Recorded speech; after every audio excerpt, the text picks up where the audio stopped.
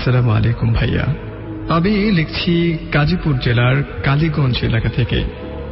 আমার এলাকায় অনেকেই জেনে থাকবেন যে বেশ কিছু গার্মেন্টস রয়েছে।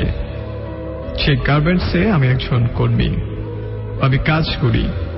আমাদের গার্মেন্টসে যে স্টোর রুমটা রয়েছে সেই স্টোর রুম কিপার হিসেবে দায়িত্ব রয়েছে দীর্ঘ 6 বছর যাবৎ।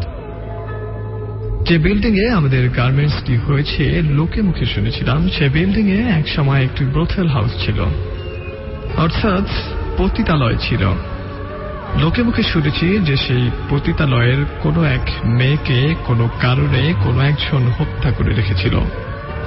তো একদিন আমার রাতের ডিউটি ছিল। সেদিনও আমি আমার রাতের খাবার নিয়ে আমার অফিসে প্রবেশ করি। অন্যান্য কাজের সাথে সাথে আমি মাঝে মধ্যেই রেডিও শোনার অভ্যাস ছিল। যখন ফ্রি পেতাম তখন আমি রেডিও শুনতাম। এক রাতের ঘটনা, আমি এশিয়ান রেডিও টিউন করে দেখি যে সেখানে ভৌতিক শোটি হচ্ছে।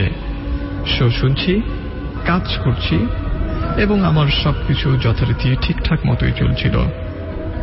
হঠাৎ আমি খেয়াল করলাম আমার ভয় লাগা শুরু করেছে। এরপর আমি রেডিওর সুইচ বন্ধ করে দেই। বন্ধ করে দিয়ে আমি ওয়াশরুম থেকে মুখে পানি দিয়ে আবার যথারীতি পুনরায় কাজে মনোযোগ দেই।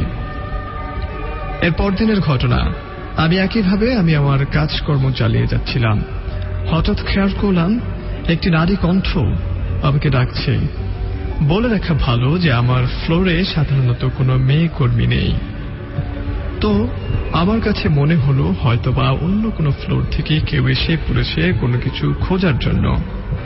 আমি একটু ভালো মতো খেয়াল করে দেখলাম যে পুরো ফ্লোরে কেউ নেই। তার কিছুক্ষণ পর আমি খেয়াল করলাম যে যথারীতি সেই একই কণ্ঠ কেউ একজন কিছু একটা বলার চেষ্টা করছে। আমি এবার একটু মনোযোগ দিয়ে বোঝার চেষ্টা করি আসলে কে আছে সেখানে, কেউ কি কিছু বলার চেষ্টা করছে।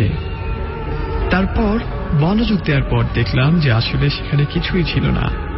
এরপর দিন আমার অফিস বন্ধ ছিল। আমি সেদিন অফিসে না গিয়ে বাসায় আমার অন্যান্য কাজকর্ম শেষ করি এবং ছুটি কাটিয়ে এরপর দিন পুনরায় অফিসে জয়েন করি। সেদিন অফিসে জয়েন করলাম এবং যথারীতি আমার কাজকর্ম ঠিকঠাক মতো করছিলাম। হঠাৎ আমি যেন শুনতে পেলাম ঠিক একই রকম কণ্ঠ কিছু একটা বলার চেষ্টা করছে। সেই কণ্ঠে রয়েছে ফোপানির শব্দ। আমি খেয়াল করলাম যে সেই কণ্ঠটা আগের মতো আর অস্পষ্ট না, একেবারে স্পষ্ট গোঙানির শব্দ। আমি বোঝার চেষ্টা করলাম শব্দটা কোত্থেকে আসছে। আমি আমার স্টোর রুমে ঠিক ভালো মতো প্রত্যেকটা জায়গা চেক করলাম। চেক করে দেখি যে কোথাও কিছুই নেই। প্রায় আমার সাথে একই ঘটনা ঘটা শুরু করলো। একদিন রাতে আমি কাজ করছিলাম, হঠাৎ করে ইলেকট্রিসিটি চলে যায়। তো সেদিন কোনো একটা কারণে জেনারেটর অন করতে সময় লাগছিল। এই দীর্ঘ সময়ে আমি বিভিন্ন রকমের অতি ভৌতিক জিনিস সেদিন আমার ফ্লোরে আমি দেখতে পাই। একবার দেখতে পাই একটা মেয়ে, বিকট চেহারা, তার চোখ বের হয়ে আছে, হাত কাটা, গায়ে রক্তের ছাপ, আমার দিকে হেঁটে আসছে তো আসছেই। হঠাৎ করে উধাও হয়ে যায়। তার কিছুক্ষণ পর আমি শুনতে পেলাম যে আমার ফ্লোরে বিড়ালের ম্যাও ডাকা শব্দ। এর একটু পর আমি শুনতে পাই কুকুরের শব্দ। তার কিছুক্ষণ পর বিভিন্ন হায়ানাদের শব্দ শুনতে পেলাম।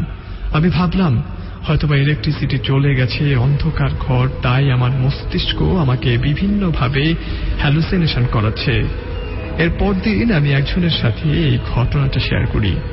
তখন তিনি বললেন যে তুমি যে স্টোর রুমে ডিউটিরত রয়েছ সেখানে একজন মানুষকে খুন করা হয়েছিল।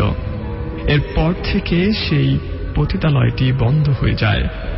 এরপর আমার ভেতরে চাকরি ছাড়ার আগ্রহ না বেড়ে বরঞ্চ পুরো বিষয়টা কি ছিল সেটা জানার জন্য কৌতূহলের একটা মনোভাব জেগে ওঠে। এরপর থেকে প্রায় প্রতি রাতেই আমি অপেক্ষা করতাম সেই কণ্ঠস্বর শোনার জন্য। এরকম করতে করতে দিন চলে যায়, রাত চলে যায়, মাসের পর মাস চলে যায়, আমি কোনো শব্দ শুনতে পাই না।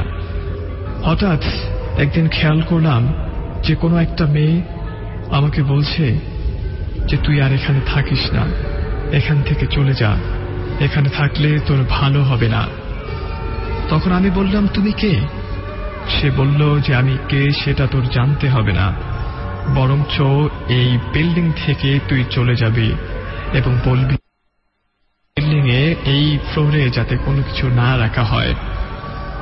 এরপর আমি তাকে কিছু না বলে চুপচাপ সেখান থেকে বের হয়ে যাই এবং বাহিরের একজনকে সেই ঘটনাটি খুলে বলে। তখন তিনি উপর মহলের একজনকে সেই ঘটনাটি বলেন এবং তিনি যথারীতি আমাকে বলেন যে এটা তোমার ভূতে ধরার রোগ, এটা তেমন কিছু না। এরপর রীতিমতো আমি আমার চাকরি চালিয়ে যাই। আমি ঠিকঠাক মতো ডিউটি করছিলাম। হঠাৎ করে একদিন খেয়াল করলাম যে সেই বিল্ডিং এর ওই ফ্লোরে একটু পর পর কারেন্ট আসছে এবং যাচ্ছে। আমি ভাবলাম এটি হয়তো পুরো বিল্ডিং এ ঘটছে। পরবর্তীতে খবর নিয়ে জানলাম যে শুধুমাত্র আমার ফ্লোরেই সেই ঘটনা ঘটছিল এবং আমি জানতে পারি যে সেই একই ফ্লোরে শুধুমাত্র একজন মেয়ে না, মেয়ে ছাড়াও বিভিন্ন ছেলেকেও খুন করা হয়েছিল। এরপর প্রতি রাতে সেই আত্মাগুলো বিভিন্নভাবে অত্যাচার চালাতে শুরু করলো। কেউ কেউ মেশিন ফেলে দিচ্ছিল, কোনো কাপড় রাখলে সেই কাপড়টাকে অন্য জায়গায় রেখে যাচ্ছিল। ইনফ্যাক্ট এমনও হয়েছে যে সেই ফ্লোরে কোনো জিনিস রাখা হলে ঠিকঠাক মতো খুঁজে পাওয়া যেত না। পরবর্তীতে অবস্থা এতটা বেগতিক হয় যে সেই ফ্লোর তালাবদ্ধ করে দিতে বাধ্য হয়। ভাইয়া, এই ছিল আমার ঘটনা।